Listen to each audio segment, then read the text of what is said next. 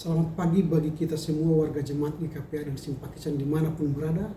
Kita jumpa kembali pada hari ke-262 2024. Sebelum kita mulai karya kita, mari kita mohon hikmat bimbingan Tuhan. Damai sejahtera Allah yang melampaui segala akal, itulah kiranya yang memelihara hati dan pikiranmu dalam Kristus Yesus Tuhan kita.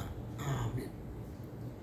Firman Tuhan yang akan kita renungkan pada hari ini tertulis dalam kitab Ratapan pasal 3 ayat yang ke-58.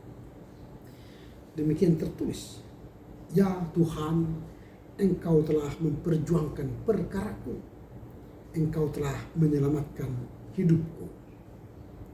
O Lord, You companion my cause, You redeem my life." Amen. Yang berbahagia adalah mereka yang mendengar serta memelihara kebenaran firman Tuhan. Tema yang hendak kita renungkan pada hari ini adalah Tuhan pembela dan penyelamat hidupku. Tuhan pembela dan penyelamat hidupku. Dalam kehidupan ini kita tidak terlepas dengan berbagai tantangan dan pergumulan. Ada kalanya kita merasa ditindas oleh keadaan, dikhianati oleh teman, atau menghadapi situasi yang tampaknya tidak beres dan tidak lancar dan tidak ada jalan keluarnya. Pada saat seperti itu mudah bagi kita untuk merasa sendirian dan kehilangan harapan. Namun melalui nas hari ini yang kita renungkan hari ini, kita diingatkan bahwa Tuhan adalah pembela dan Dia yang menolong kita. Dia membela dan menyelamatkan kita. Nabi Yeremia dalam kesedihannya menyadari bahwa Tuhan tidak meninggalkannya. Bahkan Tuhan bukan hanya melihat penderitaannya, tetapi juga turun tangan untuk memperjuangkan perkaranya dan menyelamatkan hidupnya. Pesan ini relevan untuk kita hari ini. Mengapa? Karena Tuhan mengenal setiap detail persoalan, perkara, masalah hidup kita. Dia peduli dan aktif bekerja dalam hidup kita, turun tangan menolong kita, memperjuangkan hidup kita. Meskipun kadangkala kita tidak menyadarinya. Ketika kita merasa tidak ada yang membela dan mengerti kita, ingatlah bahwa Tuhan adalah hakim yang adil untuk membela perkara kita. Marilah kita belajar untuk menyerahkan setiap perkara kita, persoalan kita, pergumulan hidup kita kepada Tuhan. Percayakan semua kekhawatiran, ketakutan, dan beban hidup kita kepadanya. Dia mampu mengubah situasi yang paling sulit menjadi kemenangan bagi kita, menjadi kebahagiaan bagi kita. Penyelamatannya mungkin tidak selalu sesuai dengan apa yang kita bayangkan, tapi rencananya akan selalu terbaik untuk kita. Pertanyaan sekarang ialah, apa yang perlu kita renungkan dari nas hari ini? Ada beberapa hal yang perlu kita renungkan dari nas hari ini. Yang pertama, Tuhan sebagai pembela kita. Itu yang pertama, Tuhan sebagai pembela kita. Pastikan Tuhan menjadi pembelamu, pembela kita dalam setiap persoalan yang kita hadapi. Nah, ayat ini menegaskan bahwa Tuhan tidak pasif terhadap persoalan kita, tapi Dia aktif menolong kita menghadapi persoalan kita.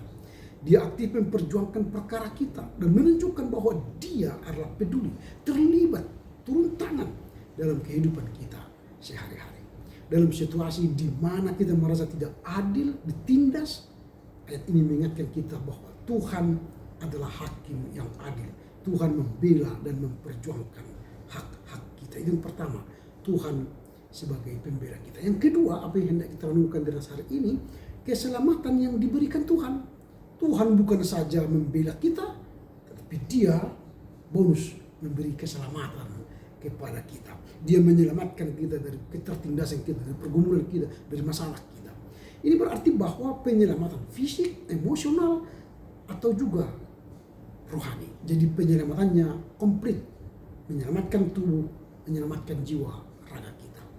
Keselamatan yang diberikan Tuhan Allah, anugerah dan kasih keselamatan kekal.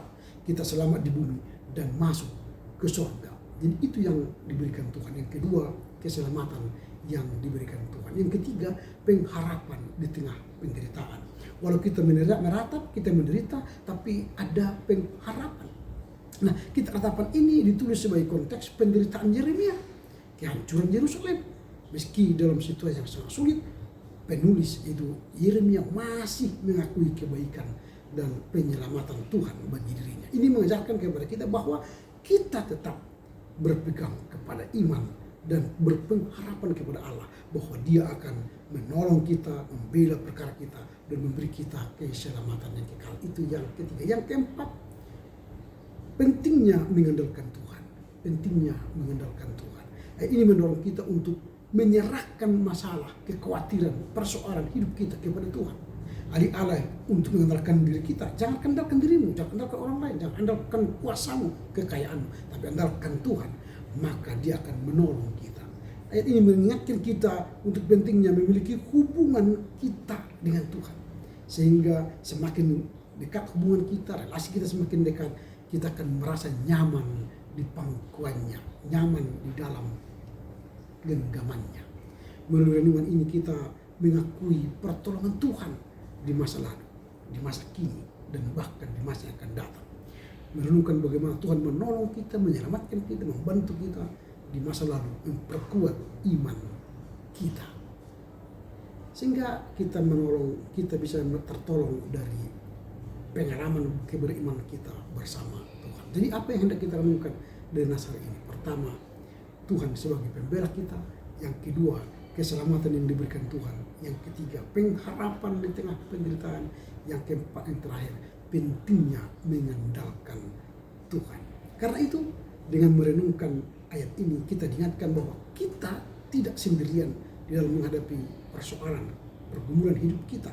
Tapi Tuhan sedia membela kita dan menyelamatkan kita. Dan Dia siap menolong kita sepanjang kehidupan kita. Amin. Kita berdoa.